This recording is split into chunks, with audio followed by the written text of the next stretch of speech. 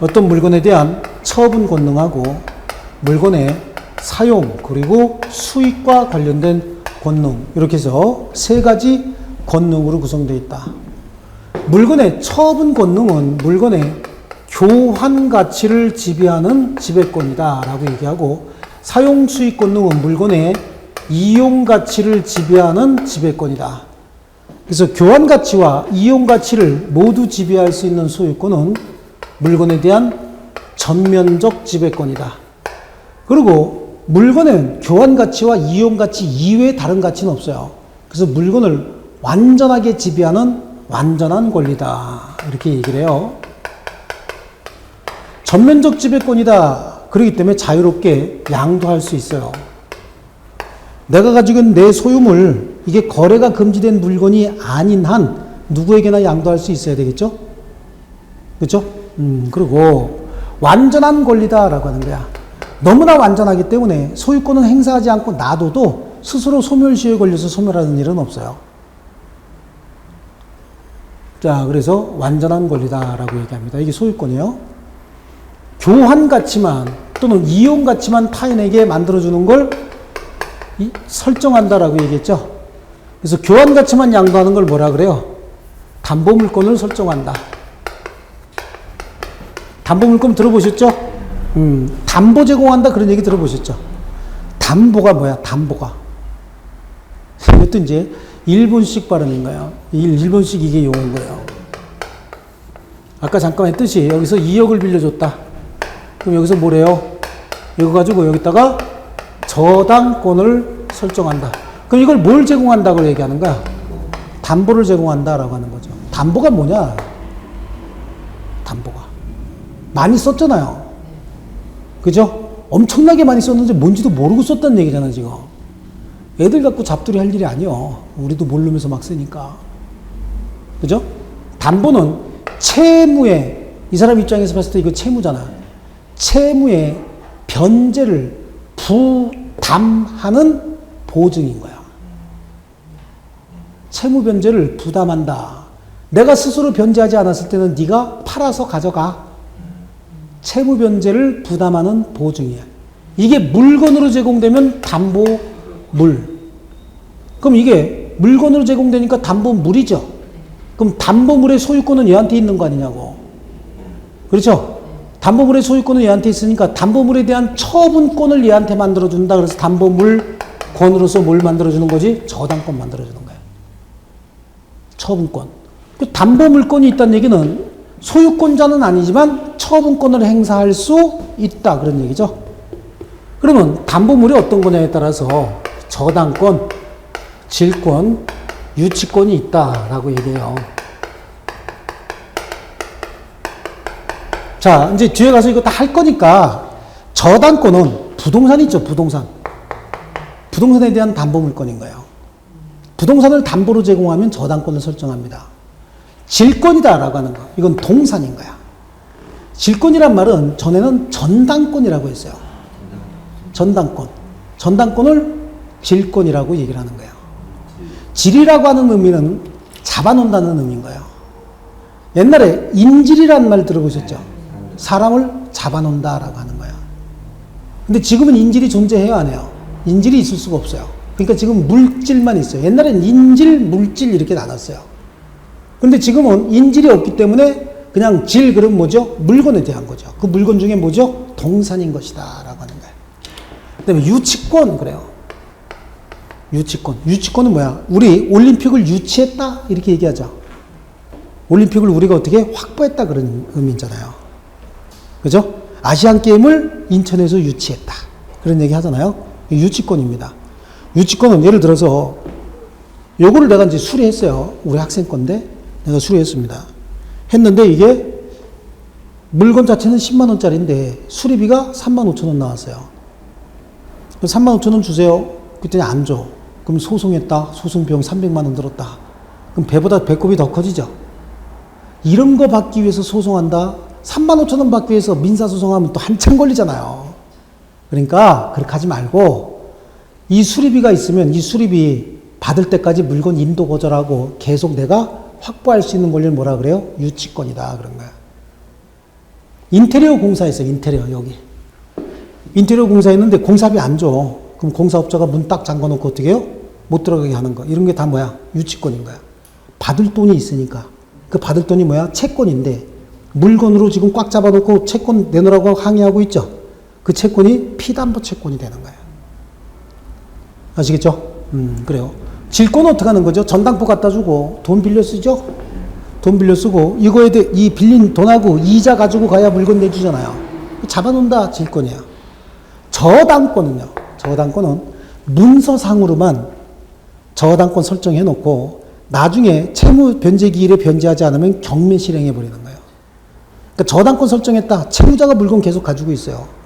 하지만 질권 설정했다. 그럼 채권자가 물건 가지고 있죠. 그죠? 유치권도 채권자가 물건 가지고 있는 거예요.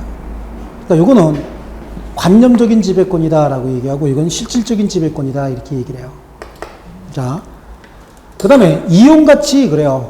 이용가치를 설정해 준다. 그럼 이게 무슨 물건일까요? 용익물건이다라고 얘기하는 거예요. 사용수익을 내용으로 한다. 용이익이다. 그럼 용익은 토지에 대한 지상권, 지역권. 이건 둘 다 토지잖아요. 그 다음에 뭐가 있어요? 전세권이 있다. 이건 전 세계 어디에나 있어요. 이건 한국에만 있어요. 한국에만 있다. 우리 채권적 전세 있죠. 전세, 쉼표, 월세 할 때 그 전세. 월 차임 안 내잖아. 한꺼번에 다 주고 들어가는 거 있죠. 그 전세금을 보호하기 위해서 등기되는 전세권이 있어요. 등기되는 전세. 그걸 전세권이다. 이렇게 얘기해요. 물권입니다. 이거는 토지에 대해서만 성립하지만 이거는 부동산이니까 토지뿐만 아니라 모두 건물에 대해서도 설정할 수 있다. 이게 소유권. 그러니까 이런 것들은 소유권의 일부 권능을 어떻게 제한하는 물건이야. 그래서 이걸 제한 물건이다. 이렇게 얘기합니다. 어쨌든 소유권은 이렇게 완전한 권리가 된다. 그래서 우리 그 교재를 보면 소유자는 법률의 범위 내에서 사용수익 처분할 수 있다. 그래서 소유권은 전면적 지배권이고 항구성을 갖는다. 너무나 완전한 권리이기 때문에 스스로 소멸시효에 걸리지 않는다. 그럼 물건에 대한 권리잖아요. 물건. 그러니까 결국은 물건에 대한 처분 사용 수익권이다. 뭐에 대한? 물건. 물권은 뭐에 대한 권리라 그랬죠? 물권은 물건에 대한 배타적 지배권이라 그랬거든. 물건에 대한. 그래서 물권인 거예요. 그럼 물건은 어떤 것들이 있느냐? 여러분 물건이란 말 많이 썼죠? 이 물건 저 물건 이렇게요. 그렇죠? 물건의 종류는 어떤 게 있을까요? 한번 생각해 보세요. 물건의 종류. 그렇지? 물건의 종류는 동산하고 부동산인 거예요. 딱. 민법상 물건은 종류가 부동산하고 동산.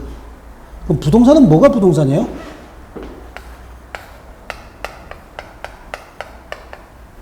물건의 종류는 부동산 아니면 동산이 있다.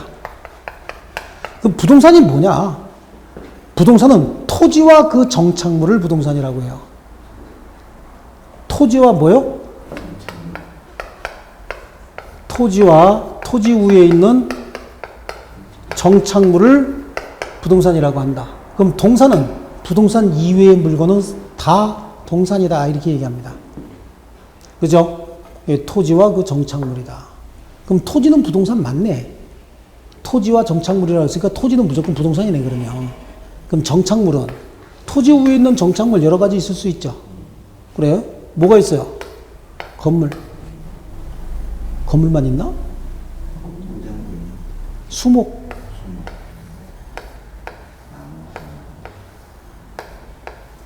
또 이거 뭐요? 신받다. 미분리 과실. 미분리 과실 아세요? 산삼. 땅에서 난 산출물이잖아요. 근데 아직 땅에 묻혀 있죠? 그럼 분리됐어, 안 됐어? 안 됐잖아. 미분리 과실. 미분리 과실. 그 다음에 농작물. 안에는 미채굴, 광물. 지상에 하나, 둘, 셋, 넷. 지하에 하나. 그래서 4대1 이렇게 얘기해. 이건 뭐죠? 건물. 건물은 언제나 토지와 별개의 물건입니다. 언제나 토지와 별개의 물건으로 취급되는 게 뭐다? 건물이다. 그렇죠? 그래요. 건물로 인정받으려면 지붕하고 기둥하고 주벽 정도만 갖추고 있으면 돼요. 지붕, 루프, 컬러, 월이죠. 네, 그래요. 지붕하고 기둥하고 주벽 정도만 갖추고 있으면 돼. 그럼 이게 등기가 됐든 안 됐든 허가가 있는 건물이든 불법 건물이든 미등기 무허가 건물이든 따지지 않습니다. 무조건 건물이라고 합니다. 그래서 토지와 별개의 부동산으로 취급해버립니다. 뭐를요? 건물. 그래서 건물은 언제나 토지와 별개의 부동산이다. 이 개념을 정리 잘 하셔야 되는데 건물이라고 인정되려면 몇 가지가 있어야 된다 그랬어요? 3가지. 지붕과 기둥과 벽체. 지붕 있고 기둥 있고 벽 막으면 뭐라는 얘기야? 건물이라는 얘기야. 건물. 여기에 사람이 들어가 살든 안 살든 관계없어요. 보일러가 설치가 됐든 안 됐든 관계없어요. 전등이 걸려져 있든 안 걸려져 있든 수도가 들어가 있든 안 들어가 있든 그럼 수도도 안 들어가고 난방, 냉난방도 안 돼 있고 배수 처리도 안 돼 있다. 그럼 완성된 건 아니다. 어쨌든 미완성 상태지만 기둥과 지붕과 주벽을 갖추고 있으면 뭘로 본다? 건물로 본다.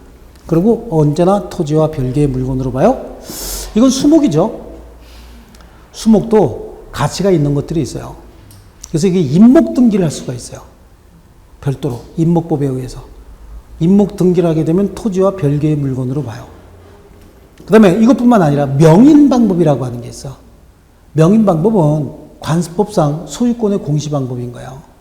명인이다. 뭐 하는 것 같아요? 느낌상 명인. 이름 쓰는 거야, 이름. 도장을 찍는 걸 뭐라 그래요? 날인한다 그러잖아. 명인은 이름 쓰는 거야, 이름. 이름을 새겨 놓는 거예요. 그래서 옛날엔 부동산도 명인 방법에 의해서 표시했어요. 부동산. 어떻게 했을까요? 문패? 문패가 뭐야? 담장 치고 문패? 이게 일종의 명인 방법이 남아있는 거예요, 옛날에요. 저 옛날에는 한 나라에서도 성주끼리 막 싸우고 그랬죠, 같은 나라도. 성주끼리 막 칼싸움하고 막 그래요. 그거 왜 그래요? 영토 분쟁이야, 다. 이웃성에 있는 주민이 와갖고, 내가 관리하고 있는 성의 주민들을 갖다가 막 때리고, 물건 뺏어가고 그러면 전쟁 나는 거죠. 그래요. 그때는 어떤 등기부라고 하는 이런 어떤 지적 공부가 없다 보니까, 명인 방법에 의해서 이렇게 세워. 큰 비가 한번 왔다 갔다 없어져 버렸죠. 그럼 먼저 가서 찜하는 놈이 내 땅이야. 그럼 안만 해도 내가 분명히 10걸음 갔는데 저놈이 들어와서 내가 5걸음밖에 못 간대. 그럼 용 찜찜하죠. 그럼 이르는 거야. 그럼 나가라. 그럼 안 나가잖아. 그럼 때리죠. 그럼 얘 가갖고 제가 때린대요. 그럼 싸우는 거예요. 여기 뭐 수컷들 싸우는 거 딱 2가지죠. 땅 아니면 여자지 뭐. 그죠? 딱 그건 거야. 옛날엔 다 전쟁이 그것 때문에 이루어졌어요. 옛날엔 다. 그래서 이게 민법만 공부하면, 민법만 하면 민법만 하는 줄 아는데, 민법을 강의하려면 역사적인 배경, 세계사도 잘 알아야 돼요. 그래야 이게 설명이 가능해요. 이렇게 쫙. 그게 이제 법 철학이라든지, 그러니까 이제 가끔가다 제가 그런 거예요. 법학을 가리킨다고 하는 사람이 법학을 전공하지 않은 사람들이 있어요. 법학을 전공하지 않았다고 해서 법학을 가르치지 못하는 건 아니야. 그치? 하지만 이 법조문의 내막을 모르면 상대방은 설득을 못해요. 여러분들은 법학을 공부한 사람이 아니기 때문에 제가 강의를 해서 여러분이 이해를 하고 여러분이 속으로 아 그렇구나라고 이해를 하려면 그 배경을 알고 설명을 해야 돼요. 사례를 들어도 배경을 알고 사례를 들어야 되는데 법조문만 가지고 이렇게 나불거려 가지고는 모르는 거야. 그러니까 법의 역사하고 그 다음에 법 철학을 알아야 되는 거예요. 왜 이 법이 생겼고 이런 게 왜 생겼느냐라고 하는 거죠. 그 다음에 요건 뭐야? 미분리 과실인 거야. 미분리 과실도 요거는 명인 방법에 의해서 소유권을 공시해요. 미분리 과실에 대한 명인 방법 들은 적이 없죠? 한 번도? 아니요. 그것도 돼. 그건 이제 농작물 같은 경우에. 요거는 신받다. 신받다 이거 있죠? 이게 뭐예요? 명인 방법이 내 거다야. 한번 보세요. 우리 TV에서만 봤잖아. 신받다가. 5명의 그 3캐리시는 분이 10만이라고 하죠. 올라갔는데 A, B, C, D, E 5명이 올라갔어. 근데 A가 신받다 그러고 소리 질렀어요. 그렇죠? 그리고 내려왔는데 3은 한 뿌리밖에 없다고. 그럼 그거 누구 걸까요? A 거지. 신받다 한 A 거지. 왜? 명인방법 해버렸잖아요. 근데 B가 뭐라 그러냐면 나도 내가 캤는데 신받다 안 했을 뿐이야. 나는 누가 와서 뺏어갈까봐. 그리고 소송이 벌어졌다고. 그럼 증인들이 뭐래요? 저 새끼 거짓말한다 그러죠. 근데 실제로 B가 캤어도 공시를 안 한 거야. 이 명인방법인 겁니다. 이건 뭐 농작물이에요. 농작물. 이 농작물은 자기 땅에다가 농작물 경작할 수도 있죠. 타인의 토지에다가 농작물 경작할 수도 있어요. 언제나 경작자 소유예요. 그런데 농작물이 한 번 심어서 열매가 맺을 때까지 2, 3년 걸리는 거 이건 말고 봄에 심어서 가을에 걷어들일 수 있는 농작물들 있죠. 이거는 입도를 갖췄다는 얘기 뭐죠? 싹이 난 거야. 입도를 갖춰서 수확기에 있다는 얘기는 수개월 이내에 경작할 수 있다. 이런 경우엔 무조건 경작자 소유다. 이게 이제 어디서 나타나냐면은 시골이나 우리 아파트 단지도 마찬가지예요. 연세 있으신 분들 보면은 빈 땅 있으면 무조건 짓죠. 빈 땅 있으면 무조건 뭐 심잖아요. 그 심으면 무조건 다 누구 거죠? 그분 거예요. 여러분이 이제 소장님 가서 나가시잖아요. 그러면 그거 가갖고 이렇게 싹 났는데 발로 뭉개면 다 물어줘야 돼요. 예. 다 물어줘야 된다고, 그거. 그래서 그 어르신들은, 옛날 어르신들은 본능적으로 이게 하는 거예요. 이게 뭐냐면 관습법상의 제도인 거예요. 그래서 옛날부터 해왔던 거기 때문에 그분들은 아시는 거예요. 그렇습니다. 그 다음에 이건 미채굴 광물이죠. 이 광물은 경제적 가치가 굉장히 커요. 근데 함부로 광물을 막 남획하게 되면은 전체적으로 집안에도 어떤 문제가 생길 수도 있지만 이게 국가의 전략 자원이 될 수가 있어요. 이 광물 같은 것들은요. 광물 중에 대표적인 게 뭐예요? 금이거든, 금. 금 같은 거 마구잡이로 캐갖고 마구잡이로 돌려버리면 말이죠. 우리나라 통화 조절을 실패할 수가 있어요. 그 때문에 이건 무조건 뭘로 봐요? 국유로 봅니다. 이거는. 아시겠죠? 그래서 지상에 몇 개요? 4개. 지하에 하나. 그런데 얘는 명인방법이나 아니면 임목등기가 필요하다고 얘기했고, 요거는 명인방법이 필요하다고 얘기했고, 요거는 입도를 갖춰서 수확기에 있어야 된다라고 얘기했고, 요거는 광업권 허가를 내야 된다. 그런데 건물이란 말을 쓰기만 하면 무조건 토지와 별개의 부동산이다. 공시방법도 필요가 없다. 건물이란 말을 쓰려면 어떻게 해야 된다고? 요 3개는 갖추고 있어야 된다. 그래서 건물은 언제나 토지와 별개의 부동산이다. 여기서 이제 법정지상권 내지는 관습법상 법정지상권 제도가 이제 생겨요. 뒤에 가면은. 근데 한국만 그래. 한국만 토지와 건물을 별개의 부동산으로 취급해요. 아프리카 쪽에는 내가 잘 모르겠는데, 그 미국 같은 경우에는 건물 샀다 그러면 부속 토지 산 거예요. 무조건 다. 어디 저택을 샀다. 미국의 어떤 부자가 저택을 가지고 있다. 그럼 주택만 가지고 있는 게 아니요. 땅 기본적으로 다 들어가는 거예요. 아니면 어느 지역에 땅을 샀다. 그러면 그 땅 위에 있는 건물들 다 같이 산 거예요. 근데 한국은 어디 가서 땅 샀다. 근데 건물 있더라. 거지 되는 수가 있어요. 건물은 완전히 토지와 별개의 부동산으로 취급해버립니다. 아시겠죠? 좋습니다. 그래서 토지 소유권에 보면은 정당한 이익이 있는 범위에서 토지 그 상하에 미친다. 이거 설명하면서 토지와 별개의 물건으로 취급되는 것들 지상에 4개, 지하에 하나 이렇게 봤는데, 토지에서 소유권에서 가장 중요한 거는 취득시효예요. 취득시효.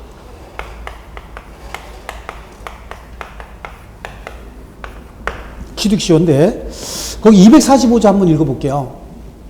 245조 20년간 소유의 의사로 평온하고 공연하게 부동산을 점유한 자는 등기함으로써 소유권을 취득한다 이렇게 돼 있죠. 자, 여기 보시면 갑소유 토지를 을이 점유하고 있는 거예요. 근데 20년간 점유하고 있대요. 20년간. 소유의 의사로 자주 점유했다 그런 얘기죠. 내 거라고 생각하고 있는 거야. 그러니까 평온하고 공연하게 점유했어요. 평온하고 공연하게 점유했다고. 그래서 20년이 됐대요. 그럼 소유권을 바로 취득하는 것이 아니라 이때는 등기해야 소유권을 취득하는 거예요. 그럼 등기하려면 누가 등기 이전해 줘야 돼요? 갑이 등기 이전해 줘야 되겠죠? 그러니까 이때는 뭐가 생기는 거죠? 등기 청구권이 생기는 거예요. 등기 청구권을 행사해서 소유권 이전 등기를 해줘야 비로소 소유자가 된다라고 하는 거죠. 근데 등기한 시점에서 소유자가 되는 것이 아니라 점유를 개시한 때로부터 소유권을 갖게 된다. 이런 특징이 있습니다. 여기에 이제 소유자가 바뀌었느냐 안 바뀌었느냐 이거 가지고 따질 게 굉장히 많아요. 245조 1항을 취득시효라고 얘기하고 245조 2항을 등기부 취득시효라고 얘기를 합니다. 자, 등기부 취득시효는 소유자로 등기된 자가 그래요. 어떤 부동산이 있는데 이 부동산에 갑이 소유자로 등기가 됐다는 거예요. 등기가 됐는데 이 사람이 뭐도 하고 있다? 점유도 하고 있다. 여기는 지금 점유만 했었죠? 점유만 했잖아.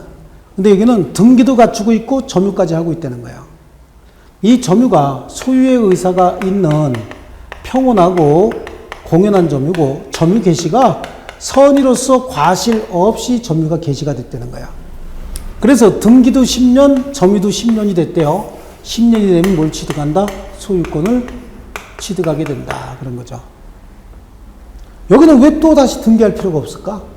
이미 등기를 갖추고 있는 거야. 이 등기가 유효 등기가 됐든 무효 등기가 됐든 따지지 않는다고요. 원래는 무효 등기를 기초로 하고 있는 거야. 비록 무효 등기지만 등기를 갖춘 자가 소유의 의사로 평온하고 공연하게 선의로 과실 없이 점유를 시작해서 10년이 지나면 소유권 취득하는 겁니다. 그럼 유효 등기다. 이 등기가 유효 등기라는 얘기는 얘 거란 얘기요. 그죠? 얘 건데 이미 등기하는 순간 소유자가 돼버리는 거야. 그러니까 원칙은 뭘 전제로 하고 있어요? 무효 등기지만 등기를 갖추고 목적물 점유한 상태에서 10년이 지나면 어떻게 한다고요? 소유권 취득하도록 하겠다. 그런 얘기죠. 그런데 무효 등기에도 인정하는 효력을 유효인 등기에 인정하지 않는다. 그럼 이건 너무 우습잖아. 그래서 무효고 유효고 따지지 않는다. 이렇게 얘기하고 있는 것 뿐이에요.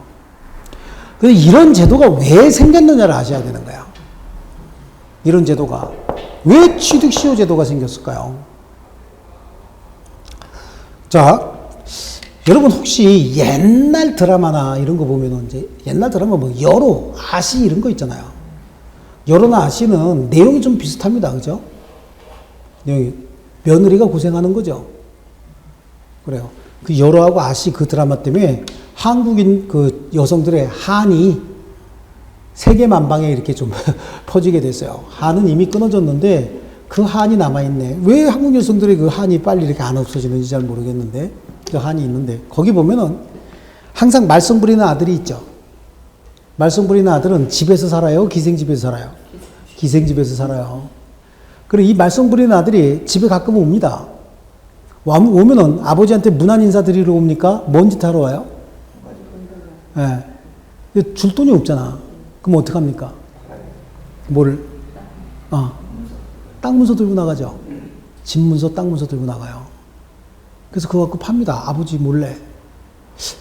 근데 한번 생각해 보세요. 아버지 몰래 땅 팔 수 있어요? 없어요? 네, 옛날엔 가능한 거야. 그게. 옛날에는 땅 문서, 집 문서 가지고 있으면 그 사람이 소유자예요. 등기하지 않아도 되는 거야. 옛날에는. 그래서 옛날에는 땅 문서, 집 문서라고 얘기하는데 요즘 뭐라 그래요? 등기부 등본은 등기에 관한 내용이 들어가 있는 거고. 땅 문서를 요즘 말로 등기 권리증. 그게 바뀌었어. 또 2010몇 년도에 등기 기록으로 바뀐 거야. 등기 권리증은 등기해야 뭐가 생겨요? 권리가 생기는 거야. 그전에는 등기하지 않아도 뭐가 있었어야 돼? 땅 문서, 집 문서가 있었어야 된다고. 그리고 지금은 등기 권리증이 있어야 되는 거예요. 그리고 등기 기록이 일치해야 되고요. 그죠? 그러니까 옛날에는 어떻게 했냐면 지네끼리 매매를 해요. 이렇게. 이건 이제 본 수업 들어가면 이런 거 설명 잘 못해요. 갑하고 을이 매매를 합니다. 매매를 하고 땅 문서를 넘겨주죠. 문서를 넘겨주면 권리가 변동되는 거야. 문서를 가진 사람에게 소유권이 이전이 돼요. 그럼 나중에 등기 신청해서 등기가 이루어지죠. 그럼 등기하게 되면 제3자에게 대항할 수 있어, 내 거라고. 근데 옛날에는 등기하지 않아도 저 집 땅을 김씨가 샀대, 저 땅을 김씨가 샀대, 그럼 건드리는 놈이 있어요, 없어요? 옛날에는 없지. 요즘에는 이놈 저놈이 와갖고 막 덤비고 건드리고 그러지. 옛날에는 건드리는 놈도 없어요. 그러니까 등기할 필요도 없었고, 그래도 그때도 있었어. 등기하면 제3자에게 뭐 할 수 있다? 대항할 수 있다. 하지만 본질은 뭘 가지고 있어야 돼? 땅 문서, 집 문서 가지고 있어야 돼요. 땅 문서, 집 문서 가지고 있어야 돼. 근데 지금은 안 그래요. 지금은 둘이 매매했대요. 등기 신청해서 등기가 돼야 돼. 그래야 권리가 어떻게 돼요? 새로운 소유자에게 변동이 되고, 그래야 제3자에게 대항도 할 수 있는 거예요. 이게 1960년 1월 1일자로 새로운 민법이 시작이 되면서, 신민법이 시작이 되면서 이런 제도가 생긴 거예요. 그 전에는 땅 문서 가지고 있으면 주인이요. 그러니까 또 이제 아침 드라마 중에서 그런 거 있어요. 피난 내려옵니다. 영감마님하고 아시마님하고. 근데 아시마님 늘 아파. 잘 걷지도 못해. 마당새, 돌새는 짐 잔뜩 지고 이러고 와요. 그러면 대감마님이 여보 빨리 오시구려 그러면서 이렇게 하다가 보면은 꼭 지나가다가 미군 폭격기가 폭격을 해. 거기다가 일반 행인인 줄 알면서 왜 폭격하는지 모르겠어요. 그래서 왕창 흩어지죠. 왕창 흩어져. 많이 봤던 장면이죠. 그리고 몇 년 후 그러고 이제 화면이 바뀌어요. 그럼 그 돌쇠는 지금 머리에다가 기름 바르고 이러고 있어요. 왜? 폭격으로 흩어지면서 짐 다 가지고 왔잖아. 그 안에 다 들어가 있는 거예요. 다 팔아치운 거죠. 부자가 됐어요. 아시마님하고 대감마님 어떻게 됐어? 이제 다 흩어졌잖아. 아무 재산도 없이 왔죠? 그럼 뭐 하고서 군고구마 팔고 있어? 왜 여기다가 껌댕은 붙였나 몰라. 이렇게. 그러면서도 그렇게 소 나이브죠. 순진해갖고 이러고 있어요. 같은 동네 살면서도 이상하게 못 만나죠? 그래. 그런 거 있었다고. 다 이게 배경이 된 거야. 요거. 50년대니까. 60년대 들어가면서 이제 바뀌었어요. 이제 문제는 어디서 생기냐면, 이때 땅 샀어요. 땅 문서 가지고 있었다고. 가지고 있었는데, 등기할 필요가 없었던 거죠. 근데 그 이후에 민법이 바뀌었어요.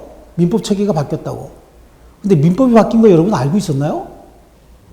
옛날 민법하고 현대 민법하고 다르다는 것도 알고 있나요? 잘 모르죠? 그래. 이 사람도 몰랐다고. 그럼 등기해야 직거되는지 몰랐어요. 그리고 이제 태풍이 한 번씩 왔다 갔다 하죠? 그러면 땅 문서 들고 나와? 몸만 나와? 몸만 나오잖아. 홍수 한 번씩 나면. 그럼 서류 하나도 없잖아요? 싹 다 없어지고 자기 몸만 나와서 겨우 살았죠? 그리고 계속해서 이제 경작한 거야. 경작을 했는데, 한 20, 30년 지나갖고 어떤 놈이 오더니, 이거 지금 전 소유자 이름으로 등기돼 있을 거 아니냐고. 지 이름으로 등기 안 했으니까. 와, 우리 아버지 거라고 내놓으래. 조상 땅 찾기 이게 그거요, 지금. 우리 아버지 거라고 내놓으래요. 그럼 분쟁이 생기죠. 아니, 이거 우리 아버지가 사가지고 몇십 년, 지금 30년 이상 우리가 가지고 있는데, 무슨 당신 거냐고. 그럼 우리 거래. 등기부상 보내는 거야. 그럼 진정한 소유자지만 등기를 갖추지 못했잖아요. 그 사람 어떻게 돼? 보호해야 되잖아. 그럼 그 사람은 여태까지 소유의 의사로 아무의 간섭도 받지 않고 평온하고 공연하게 공개적으로 내놓고 20년 점유했죠. 근데 이놈이 와갖고 지 거라고 내놓으면 어떻게? 소유권을 입증할 수 없으니까 그럼 이제라도 등기해줘. 그 전에 등기해줬어? 안 해줬어? 안 해줬잖아. 그러니까 그 전에 행사해야 될 등기 청구권을 지금 행사해서 어떻게 한다? 소유권 이전 등기 받으면 다시 소유권을 취득한다는 얘기예요. 아시겠죠? 그래요. 이거야. 그래서 취득시효 제도가 생긴 거예요. 또 이런 경우는 이건 또 왜 생겼냐라고 한번 보세요. 이거 왜 생겼냐면, 자, 진정한 소유자가 갑인 거예요. 갑이 소유도 하고 있었고 얘 이름으로 등기까지도 갖추고 있었다고요. 그런데 갑이 이제 을한테 관리를 맡겨요. 갑이 살고 있는데 을이 그럴 리는 없는 거고, 갑이 외국에 유학을 가면서 을한테 맡기고 잘 좀 관리해라 라고 하는 거죠. 그럼 소유권은 갑에게 있어요. 근데 을이 갑한테 사지도 않았으면서 매매계약 서류를 위조합니다. 위조해서 지 이름으로 등기하는 거야. 그럼 등기만 했지 소유권은 아직 없는 거죠. 이 등기는 무슨 등기요? 무효등기지. 그죠? 근데 을이 이 부동산을 지 이름으로 등기했으면 감탄하면서 조상 마음대로 물려주려고 등기하지 않았을 거 아니에요. 지 이름으로 등기했으면 어떻게 얼른 팔아먹으려고 등기했을 거 아니냐고. 그래서 병에게 팔아먹어요. 병에게 소유권 이전 등기해줍니다. 그럼 병은 지금 갑은 어디서 권리 행사 안 하고 있어? 지금 외국 나가 있다고. 그럼 을이 떳떳하게 권리 행사하면서 지 이름으로 등기까지 돼 있잖아요. 그러면서 조금 싸게 줄 테니까 사래죠? 이거 샀다고. 샀는데 아직 소유권은 취득하지 못한 거죠. 등기했어. 그리고 목적물 점유하면 이게 무슨 점이요? 자주점유고. 갑이 안 나타나니까 평온하고 공연하게 점유한 거 아니냐고. 그리고 처음부터 등기 내용을 믿고 했으니까 선이면서 무과 실로 점유가 시작이 됐겠죠. 그리고 10년이 지났다고. 10년이 지났어요. 11년째 되는 날 갑이 돌아왔어요. 와갖고 보니까 자기 집이 을을 거쳐서 어떻게 병에게, 그 병이 지금 가지고 있네. 그럼 갑이 을한테 내놓으라고 하겠죠? 갑이 을을 상대로, 병을 상대로, 현재 등기 명의자 병을 상대로, 야, 등기 말소하고 나한테 반환해 라고 소송을 제기합니다. 이때 병이 본권에 관한 소를 제기한다. 본권에 관한 소에 응소한다. 그럼 본권은 뭐 얘기하는 거야? 소유권 얘기하는 거잖아요. 얘는 소유권 취득한 적이 있어요, 없어요? 없는 거야. 본권에 관한 소로서 소송을 해버리면 무조건 져. 병이. 이때 병은 뭘 주장해야 돼요? 취득시효 주장해야 되는 거야. 본권은 너에게 있다. 맞아. 왜냐면 얘가 소유권을 취득하지 못했고 또 여기도 소유권을 취득하지 못했고 무효등기를 갖추고 있잖아요. 그런 상태에서 점유도까지 했고 10년이 지났죠. 그럼 이미 이때 10년 되는 순간 이 시점에서 뭐가 됐다? 소유자가 됐다라고 해야지. 진정한 권리냐 아니냐 이거 갖고 따지면 무조건 얘가 이겨요. 그러니까 변호사들도 이 소송을 어떤 사건으로 만들 것이냐 이거 변호사가 결정하는 거예요. 근데 30점 20점 맞는 놈들이 변호사 돼갖고 이게 되냐고. 이거 갖고는 안 되는 거예요 지금 얘네들이. 그러니까 개업을 못해요. 개업을 못하고 어떻게 들어가는 거야? 공사 같은데 국가투자기관 같은데 전부 다 눈먼 돈들 아니야. 거기에 들어가는 거야. 연봉 7천에서 8천 이렇게. 그래서 이거 가지고 여기서 뭐해요? 경력 쌓는 거예요. 얘네들 7천 8천에 이게 있는 집 새끼들이라 이게 돈도 아니야 얘네들한테. 우리는 이게 10년분 그 연봉이죠. 그지만 얘네들은 이게 돈도 아니야. 이거 가지고 경력 쌓는 거야 여기서. 경력 쌓고 이거 받은 거들로 그냥 다 주위에 다 이렇게 베풀고 이러면서 하는 거예요. 그러고 있는 거죠. 그래서 쪼다 같은 변호사가 하면 이건 잘못하면 뺏겨요. 뭘 주장해야 돼? 등기부 취득시효 주장한다. 10년 되는 순간 난 소유자가 됐다. 진정한 소유권이 있는지는 모르겠다. 이게. 하지만 나는 뭘? 245조 2항에 따라서 소유권을 취득했다. 이렇게 주장해야 되는 거야. 별도의 등기는 필요가 없죠. 이미 뭐가 돼 있으니까. 등기가 돼 있으니까. 그래서 거기 245조 1항과 2항을 한번 봤습니다. 그리고 나머지 취득시효의 대상물이나 요건 같은 건 지금 설명을 다 한 건데 거기 보지 마시고 245조 1항과 2항은 20년간 소유의 의사로 평온하고 공연하게 점유한 자는 뭐 하라고 돼 있어? 등기함으로써 소유권을 취득한다 이렇게 돼 있죠. 245조 2항은 부동산 소유자로 등기된 자가 10년간 소유의 의사로 평온하고 공연하게 선이면서 과실 없이 부동산을 점유한 때 보니까 등기하라는 얘기 없죠. 소유자로 뭐가 돼 있는 자래야 돼? 등기가 돼 있는 자가 선의 무과실로서 점유한 때는 등기 없이 바로 소유권 취득한다죠. 추가적인 등기 없이 소유권을 취득한다. 자, 대체적으로 이 제도가 왜 생겼고 기본적인 요건은 지금 설명을 드린 겁니다. 그죠? 그리고 나머지 구체적인 건 이제 이 요건을 알고 난 다음에 하기로 하고, 오른쪽 121페이지 보면은 동산 소유권의 취득 시효라고 하는 게 나와요. 지금 부동산 소유권의 취득 시효는 잠깐 거기 들어보세요. 부동산 소유권의 취득 시효는 20년, 10년이었잖아요. 그럼 동산은 절반인 거야. 10년, 5년이에요. 선의 무과실이 없으면 10년, 선의 무과실까지 있으면 5년. 여기는 선의 무과실이 없으니까 몇 년이었어? 20년. 여긴 선의 무과실이 있으니까 몇 년이요? 10년. 동산은 선의 무과실이 없으면 10년, 선의 무과실이 있으면 5년. 딱 절반이에요. 아시겠죠? 좋습니다. 취득시효 이렇게 봤고요. 넘겨보시면 이제 공유가 나오죠? 공유, 그래요. 원래 공동소유의 형태는 공유만 있는 게 아니에요.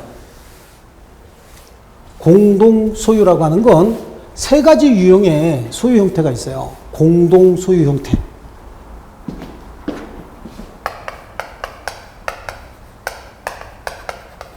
공동소유는 공유도 있고 합의도 있고 총유도 있어요. 이 세 가지 형태의 공동소유가 있습니다. 이 총유는 종중의 재산 소유 형태를 총유라고 보시면 돼요. 종중. 여러분 교회 있죠? 교회. 교회 가면 어때요? 교인들 많은 데도 있고 조그만 데도 있잖아요. 교인들 많은 데는 몇십만 명 있는 교회도 있대요. 한국에는요. 그죠? 그 교회는 법인인 교회도 있고 법인이 아닌 교회도 있어요. 뭐 큰 교회 같은 경우 영락교회나 여의도 순복음교회 같은 경우는 법인이죠. 종교법인이에요. 그런데 기타 동네에 있는 교회들 중에서도 큰 교회들 있잖아요. 이건 법인은 아니거든요. 그 법인의 재산 소유 형태가 총유인 거예요. 또 우리 종중의 재산 소유 형태 있죠. 종중. 종중의 재산 소유 형태도 총유예요. 본이 어디세요? 네. 성은 임씨예요? 풍천 임씨예요? 풍천 임씨 부자인가요? 네, 그 풍천 임씨 본이 풍천이잖아요. 그러니까 부자예요, 풍천 임씨가? 부자 아닌가요? 나주 임씨는 부자인가요? 수풀 임자가 나주 임씨가 제일 많잖아요. 네, 저는 신씨예요. 그래요? 평산입니다, 나는. 저는 영산, 저는 신랑. 영산이요? 평산 신씨는 부자예요. 네, 되게 부자예요. 있는 집 자손이에요. 귀티나지 않아요? 그래요. 재산이 굉장히 많은데, 제가 그 평산신씨 대종에 한번 이제 간 적이 있었어요. 간 적이 있는데, 지금, 어릴 때 제가, 그러니까 20년마다 한 번씩 족보를 만드는데, 어릴 때, 그러니까 10살, 9살쯤에 아버지가 한번 데려간 적이 있었고, 결혼하기 전에 한번 데려간 적이 있었고, 몇 년 전에 한번 간 적이 있었어요. 이제 족보 이렇게 만드느냐고. 그러니까 이제 뭐 우리 조카들 태어난 거, 우리 자식들 태어난 거 이런 것들도 다 이제 등재해야 될 거 아니에요. 그래서 갔는데 많이 나라 그러더라고. 많이. 왜 새끼들을 둘씩 만났고 하나씩 만났느냐고 막 뭐라 하시더라고. 네, 그래요. 많이 나라고 셋씩 넷씩 나라고 국가에서 다 지원해 준다는데, 그래서 이 노인네들이 국가에서 다 지원해 주긴 뭘 지원해 줘? 주댕이로만 지원해 주지. 그쵸? 그거 지원해 주고서 새끼 나라 그러면 낫냐? 그 얼마씩 얼마나 더 들어가는데. 그 11만 명이었는데, 그 옛날에 내가 9살, 10살 요때 갔을 때 11만 명이었는데, 몇 년 전에 갔을 때 9만 명이 채 안 돼. 굉장히 많이 줄은 거예요, 이게. 11만 명에서 그 20몇 년, 한 40년 사이에 9만 명이 채 안 된다는 얘기는 3만 명 가까이 줄었다는 얘기예요. 9만 명이 채 안 돼요. 그럼 굉장히 많이 줄은 거예요, 이게. 이게 몇십 년 더 있으면 그러면 어떻게 된다는 얘기예요? 더욱 급수적으로 줄어든다는 얘기잖아요. 그럼 이제 한 3, 40년 있으면 이제 5만 명도 채 안 되겠다 그렇게 되는 거예요. 그러다 보면 멸종되는 거야. 멸족이라 그러죠. 그렇게 되는 겁니다. 근데 재산은 되게 많아요. 9만 명이라고 하자고, 9만. 재산 엄청나게 많아요. 그럼 이 9만 명이 이 재산에 대해서 지분이 있을까, 없을까? 지분이 없어. 총유재산은. 왜냐면 지분이 있으면 현재 9만 명이잖아요. 그럼 내 지분이 9만 분의 1이겠죠. 근데 한 명 죽었대. 그럼 어떻게 돼? 89,999 쓰는데 쌍둥이 태어났대. 그럼 어떻게 돼? 9만 분의 1이죠, 이제. 쓰는 도중에 교통사고로 3명 죽었대. 그럼 다시 8만. 수도 없이 바꿔야 되거든. 그러니까 여기는 지분을 인정할 수가 없는 거야, 이런 재산은. 교회도 마찬가지잖아요, 교인들. 지네들끼리 싸우고 또 교회 안 나온다고 딴 교회로 옮겨가는 일도 있을 수 있죠. 그런 거야. 그럼 현재 교인이 10,000명이요. 근데 지네끼리 싸워서 10명 나갔대. 그럼 교회 재산도 지분을 인정한다. 그럼 계속 늘었다 줄었다 늘었다 줄었다 할 거 아니냐고. 그래서 그런 것들도 지분이 없어요. 총유재산은 지분이 없다고. 지분이 없으니까 지분 처분할 수도 없죠. 지분이 없으니까 분할 청구할 수 있어요, 없어요? 지분이 없으니까 분할도 청구할 수 없는 거야.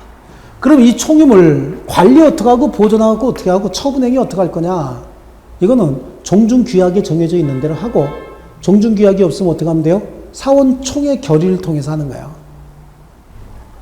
총회 결의를 통해서 이렇게 한다. 그럼 합유는 그래요, 합유. 합유는 조합의 재산 소유 형태를, 이건 이제 뭐라 그랬어요? 종중하고 뭐라 그랬죠? 교회. 종중과 교회의 재산 소유 형태를 총유라고 한다면, 합유는, 이거요? 이 합유는,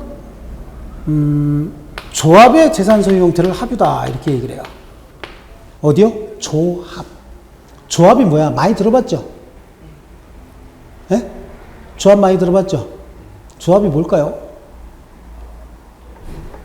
그러니까 이제 우리가 많이 쓰는 말인데도 뭔지 모르고 썼던 거야. 그러니까 조합하고 어떤 문제가 엮이면 자신있게 덤빌 수가 없어요. 어딜 찾아가야 될지도 잘 모르는 거지. 조합은 일종의 계약인 거야, 계약. 무슨 계약이냐? 공동 사업 목적 달성을 위해서 몇 사람이 계약을 체결하면 그 몇 사람을 뭐라 그러냐면 조합이라고 얘기하는 거예요. 일종 뭐죠? 동업계약인 거예요. 요 밑에 편의점에 사장님 둘이서 우리 동업하자. 그럼 둘이 동업계약을 하죠. 그럼 너는 6천만 원 되고 내가 4천만 원 돼서 동업을 하고, 그 대신 네가 노무를 좀 더 많이 제공하고 나는 시간을 좀 바깥쪽으로 할애할게. 6천만 원 된 사람이 그 대신 네 이익금은 반씩 나누자. 이렇게 할 수 있겠죠. 이게 뭐야? 동업계약이잖아요. 그럼 그 두 사람도 뭐라고 불러요? 조합이라고 부르는 거예요. 그게 조합인 거야. 덩어리가 큰 것만 조합이 아니라 동업계약을 한마디로 뭐라 그래요? 조합이다. 이렇게 얘기를 하는 겁니다. 조합재산을 뭐라 그래요? 합유재산이다. 세 사람이 동업계약을 체결했다. 그럼 지분은 3분의 1씩, 3분의 1씩, 3분의 1씩. 지분이 있을 수밖에 없죠, 이거는요. 지분은 인정됩니다. 그러면 지분이 있는데 지분을 처분할 수 있느냐, 없느냐라고 하는 거죠. 지분이 있으니까 당연히 지분 처분할 수 있어요. 처분할 수 있는데 자유롭게 처분할 수 있는 건 아닌 거야, 이게. 왜냐면 A하고 B하고 C가 서로 동업을 하는데 A는 돈을 잘 만들어요. 돈을 잘 구해와. B는 물건을 잘 만들어. C는 잘 갖다 팔아요. 이래야 동업이 되는 거지. 그죠? A하고 B는 열심히 돈 가져오고 C는 물건을 잘 만든대. 그럼 누가 갖다 팔아, 이거? 그러니까 서로 동업이 됐다는 얘기는 분명히 이런 관계가 있을 거라고. 그러니까 지분을 처분할 수는 있으되 자유롭게 처분하는 것이 아니라 나머지 합의자 전원에 뭐가 있어야 돼요? 동의가 있어야 처분할 수 있다. 그러면 C가 D에게 지분을 양도하겠다. 그럼 A가 물어볼 거 아니야. B가 물어볼 거 아니냐고. D한테. 너는 뭘 잘하냐? 나도 잘 만든다. 그럼 B가 내가 만드는 걸로 충분하지. 너까진 필요 없겠다. 그러겠죠. 그럼 처분 못 하는 거야. 근데 D가 뭐래요? 나 잘 갖다 팔어. C가 1분 걸리는 거 난 25초면 팔어. 그럼 얼른 동의해 주겠죠? 그래요. 조합을 유지하기 위해서 동의를 받아서 처분할 수 있다. 이런 거고. 그 다음에 공유예요. 공유는 굉장히 자유로운 관계예요. 왜 같이 소유하게 됐냐? 잘 몰라. 어떻게 하다 보니까 그렇게 된 거야. 지분이 있어요. 지분 처분할 수도 있습니다. 그래서 모든 게 굉장히 자유로운 관계를 뭐라 그래요? 공유관계다. 지분 자유롭게 처분할 수 있고. 그 다음에 관리 어떻게 할 것이냐. 번째, 보존행위 어떻게 할 것이냐. 보존행위는 공유물의 현재 가치를 그대로 유지하기 위한 행위다. 각자가 단독으로 공유물 전부에 대해서 할 수 있고요. 관리는 어떻게 할 것이냐. 지분의 과반수로 할 수 있다. 처분 변경은 어떻게 할 것이냐. 공유자 전원의 동의를 받아서 할 수 있다. 이런 정도 보시면 되는데 가장 중요한 게 이거예요. 여기서 지분이 있느냐 없느냐. 지분이 없으니까 지분 처분할 수 없고 분할도 할 수 없는데 여기는 지분 처분할 수 있죠. 다만 동의를 받아서 처분하는데 이거는 굉장히 자유로운 관계예요. 지분 자유롭게 처분할 수 있어. 그러니까 공유물 분할도 언제든지 할 수 있는 거죠. 지분을 자유롭게 처분할 수 있다는 얘기는 공유물 분할도 자유롭게 할 수 있다는 얘기예요. 아시겠죠? 관리는 어떻게 하느냐라고 하는 거죠. 우리 셋이 공유하고 있는 물건 내 맘대로 관리하면 돼요, 안 돼요? 안 되는 거지. 그런데 내가 지분이 과반수가 넘어. 그러면 과반수 지분권자가 거지들 치는 건 아무것도 아니죠. 그런 거야. 그러니까 지분의 과반수로 결정해 버리는 거고. 그 대신 처분할 때는 내 맘대로 나머지 공유자들 의견도 없이 내 맘대로 막 처분해 버리면 안 되잖아. 처분할 때는 어떻게? 전원의 동의가 있어야 된다. 그런 정도 이해하시면 공유관계도 충분해요. 그래서 공유, 합유, 총유 이게 봤어요. 그래서 테마 17번은 타이틀은 공유라고 했지만 공동 소유로 바꿔주셔야 돼. 테마 17번 제목을 공동 소유 이렇게 해주세요. 공유가 아니고 공동 소유. 자, 조금 쉬었다가 이제 용유 물건 할게요. 조금 쉬세요.